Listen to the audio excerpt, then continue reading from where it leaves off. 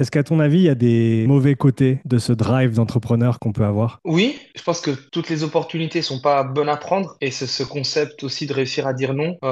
Ça, c'est assez important. Au début, je pense qu'on peut se permettre de dire oui à beaucoup de choses. C'est après, c'est l'expérience ou la notoriété qu'on aurait ou l'envie et plein de choses qui vont déterminer si on peut se permettre de dire non. Il y a aussi l'aspect financier, hein, faut pas se leurrer. Dès l'instant où tu commences à toucher 20 000 francs par mois, si tu commences à dire oui pour n'importe quel suivi ou n'importe quel tarif, ça c'est propre à chacun. Mais par contre, il y a ce timing dans la vie. Ça c'est important de se rendre compte que faire les divas et faire des choix assez rapidement, et enfin ne pas être capable de dire oui, ça c'est, je pense, être un tout petit peu trop prématuré pour quelqu'un qui se lance dans le métier. Donc je pense ça c'est un conseil. Et puis moi je l'ai fait. Tu vois, tu peux faire l'effort de coacher alors que t'aimes pas ça. Je dis quelque chose de complètement au hasard, de coacher une danseuse. Tu dis c'est pas ton univers, j'ai pas envie de faire ça.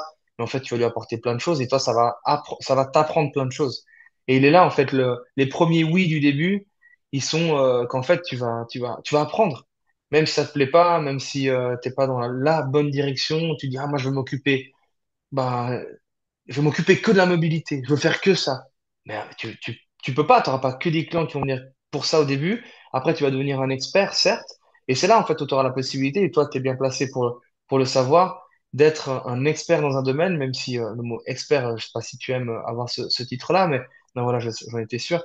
Mais en tout cas, on va t'approcher, pardon, pour ce genre d'expertise. Donc, il est là il est là le piège. Ne pas voir toutes les opportunités comme l'opportunité avec un L majuscule. Hmm. Non, mais je suis d'accord Voilà. avec toi et j'en ai aussi fait les frais. Ouais. Je pense que quand tu débutes et que tu as une infinité de temps à disposition, tu te dois de dire oui à quasiment toutes les opportunités, qu'elles te Mhm. rapportent de l'argent ou pas. Pour moi, en tout cas, C'est je sais vrai. qu'il y a beaucoup d'opportunités auxquelles j'ai dit oui quand j'ai recommencé à coacher ici en Suisse. Puis j'avais commencé au Canada, j'étais revenu, je m'étais dit, allez, on arrête tout ça, on va bosser pour quelqu'un. Et 2 semaines après, je me suis rendu compte que plus jamais je pouvais bosser pour quelqu'un d'autre. Donc, l'entrepreneur était sorti de son œuf et je pouvais plus le remettre dedans. Euh, et je sais qu'au au début, eh ben voilà, j'avais mes coachings, je bossais avec le club de rugby à Nyon, je prenais des coachings encore à côté, je faisais des conférences dans des sociétés, des entreprises, etc. Et j'avais le temps et l'opportunité de dire oui à quasiment tout, que ce soit payé ou pas. Et comment tu justifies quelque chose qui n'est pas rémunéré si ça t'ouvre des portes ou que ça te donne des expériences qui par la suite tu peux valoriser et ça peut te permettre d'atteindre ou de faire des choses que tu n'aurais pas pu faire sans ça vaut la peine. Ou en tout cas, il faut les considérer.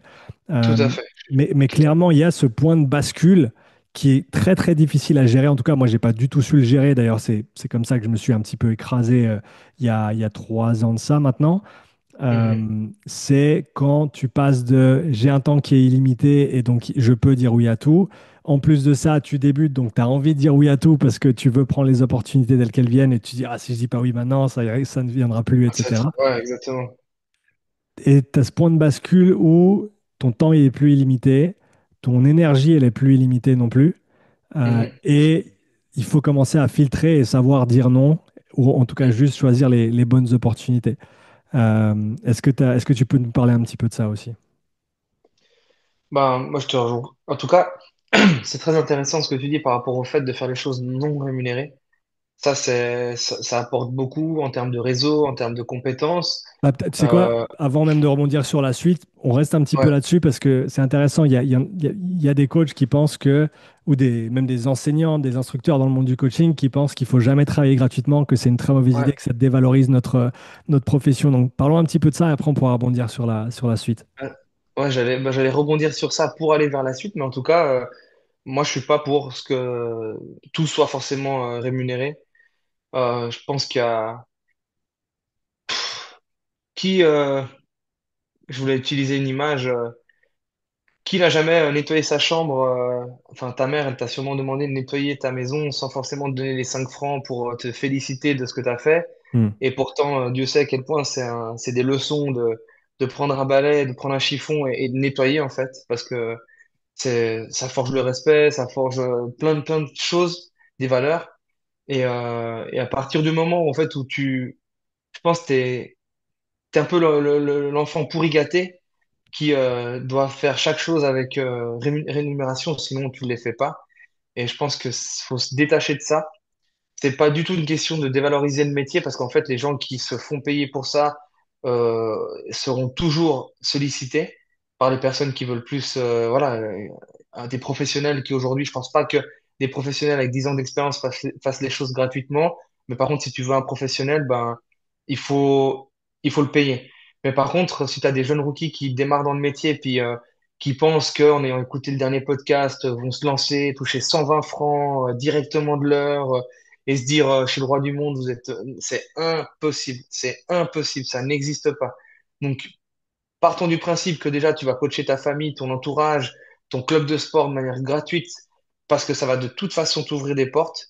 Tu le fais avec une durée limitée, certes, et peut-être que tu vas prévenir les personnes qui sont en face de toi en te disant, ben voilà, sur cette première saison de football, moi je suis d'accord de faire les choses gratuitement, mais j'aimerais avoir mon logo sur tel et tel maillot, sur telle et telle chose, ou alors vous mettez mon flyers dans votre entreprise, et à partir du moment où tu as bien posé le cadre, et ça, je pense que c'est important, autant pour le rookie que le professionnel. Si tu poses le cadre et tes conditions, tu peux faire les choses comme bon te semble. Tant que tu te sens pas floué, tant que tu te sens pas, entre guillemets, exploité, c'est important de pas rester dans une frustration et de se dire, bah, maintenant, je me sens, de par mon expérience et de ce que j'apporte à une équipe, à quelqu'un, je me sens d'être payé.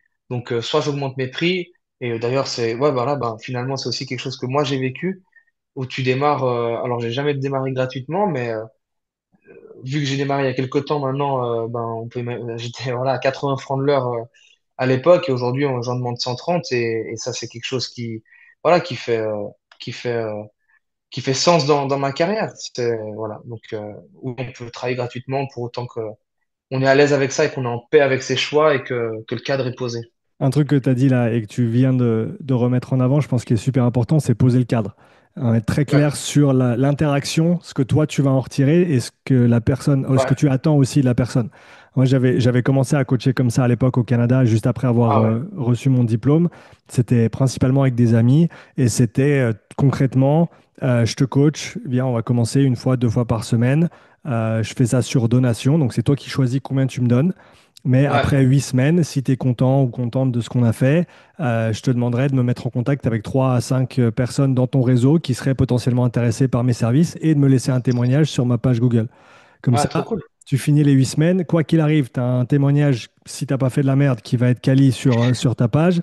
Et tu as accès à des gens ensuite qui vont plus te faire confiance que monsieur et madame n'importe qui sur Internet parce que tu as Ouais, c'est déjà ça. cette personne dans le réseau. Et ça, je pense qu'aujourd'hui, c'est quelque chose auquel on n'accorde pas assez d'importance. Et les jeunes qui démarrent, ils veulent tous se mettre en ligne, ils veulent tous coacher tout Ouais, le ouais, monde sur ouais. Instagram.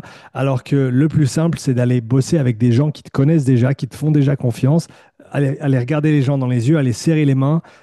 Ouais. C'est là que ça commence en fait.